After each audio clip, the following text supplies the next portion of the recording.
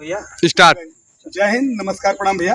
ये हमारे भाई सद्दाम गाजीपुर से सुनील हमें बतौले कि सद्दाम भाई आवत हुआ फौजी वेतन से आ जा। तो मैं ठीक है, हम आवत ही कुछ टाइम लगी। तुरंत हम अली है अपने गांव से चल करके। तो ये अशोका लान के एक ग्राउंड है, प्रांगण है। कभी कभी खेल के भी इवेंट होला, बड़ा बड़ा इवेंट होला, पुरस्कार के समारोह भी होला। बहुत अच्छा लगल है यहाँ आके। तो ये हमारे भाई अशोका लान का मालिक अजय भाई, तो बड़ी खुशी मिलल है। सद्दाम भाई बड़ा खुश हुए। तो हम कहली कि जो सेना का लड़का अग्निवीर का जो सिस्टम है, तो हम बच्चा आपकी टू लाइन तो हम बोल रहे हैं, ठीक है।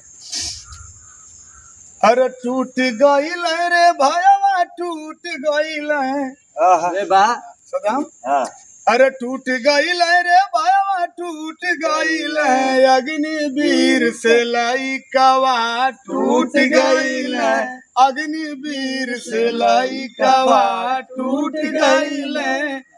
अब पहले होत रहली परमानेंट सेना भर्ती, अब तो अग्निवीर से हो गईल खेतवा परती। अरे वाह अरे रूठ गईल रे भैया, रूठ गईल।